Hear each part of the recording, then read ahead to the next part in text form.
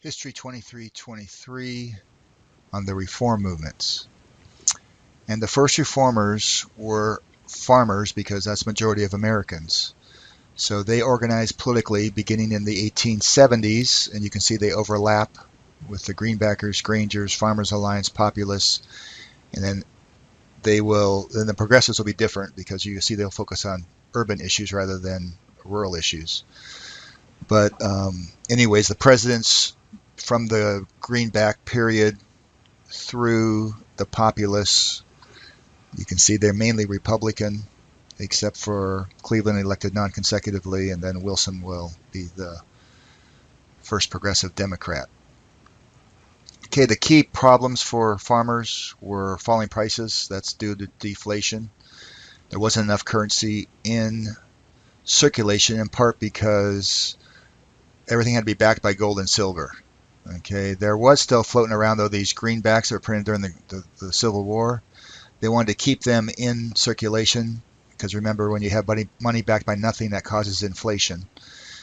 And that helps people that are suffering from deflation. So anyways, that's going to be the name of their cause initially. The greenbackers keep it in circulation, but the Specie Resumption Act is going to recall all those greenbacks and destroy them and then create money that's backed by gold or silver. So this is only a short-lived party, although it did have a candidate for president.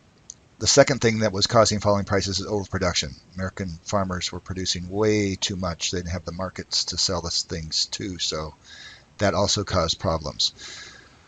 Second issue, major issue, falling prices first. Second issue is rising costs. So railroads, is basically all railroads here, they are charging farmers, in some cases, so much for transporting their grain from the Midwest to the East Coast markets to sell that the trains companies were making more money than the farmers were, quite a bit more money. And then it was harder and harder to borrow money was another issue. So farmers blamed the federal government on creating these monsters, the railroad companies, because they had given away a lot of free land, federal land, to encourage train tracks to be built. So this will be where they begin to push to have laws to control the power of the railroads. Okay, so the Greenback parties will start this. Okay, they don't have a founder. They're going to target that first issue. They try to prevent, that's the name of their cause, prevent the recall. They have, that candidate wasn't much. The one I want you to remember is the 1880 candidate, James B. Weaver. And when we get to 1892, you'll see that the populist candidate is the same guy. So these groups have different names and everything, but they have a lot of the same agenda politically. So Greenbackers kind of disappear once the Greenbacks are gone. So they're replaced by the Grangers, also called the patrons of husbandry. They're going to target that second issue, rising costs. So they want the railroads broken up.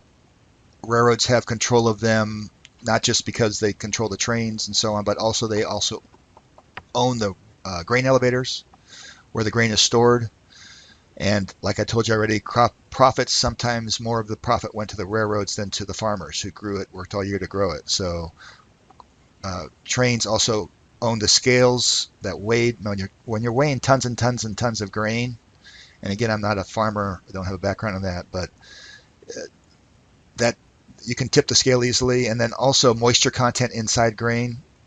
You have a grade A, a grade B, a grade C. The more plump it is, the higher value it is.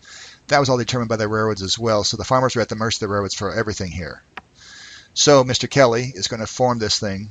And you can see they have a pretty broad agenda. They want to create co-ops. You'll see this in many rural towns still. You'll see co-op written on something. They buy in bulk. And it's like the Sam's Club or the Costco concept. You buy big and then it's cheaper.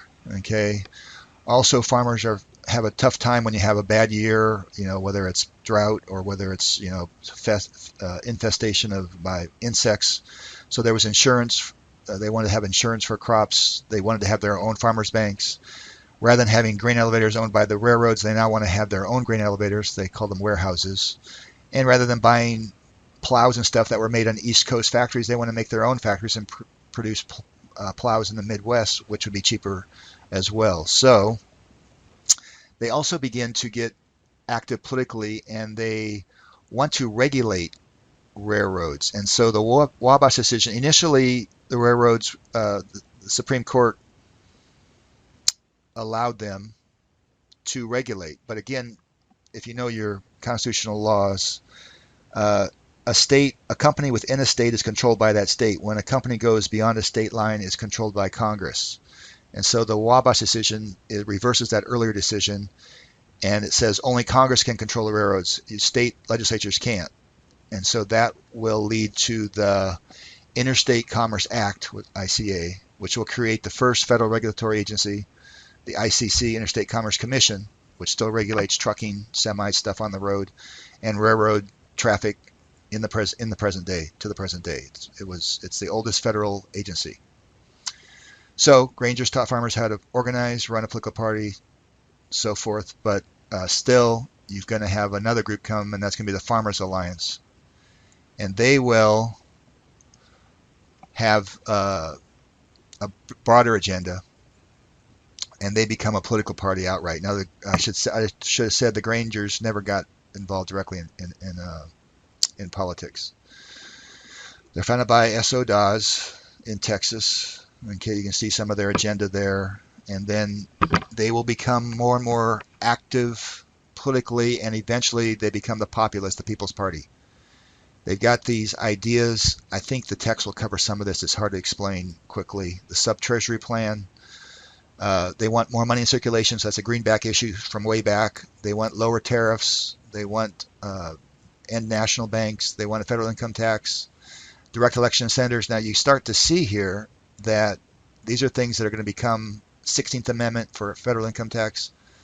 Direct election of senators is the 17th Amendment. So there's going to be ideas that the populists will have, / Farmers Alliance, that the progressives will implement. So these ideas are not going to be, because they don't happen right away, they're still going to be there for later political reform groups to take and carry over the finish line.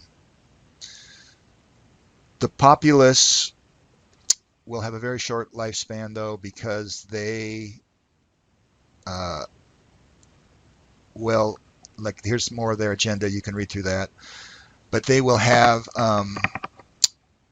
they make a decision. They're strong in the West and the South, but they're not strong in the North and the East. And so they make a decision in 1896 to support William Jennings Bryan, who is also pro-silver, more coinage of silver, because more money you get in circulation is going to cause inflation, which helps people that are in debt. And so Bryan in 1896 is both the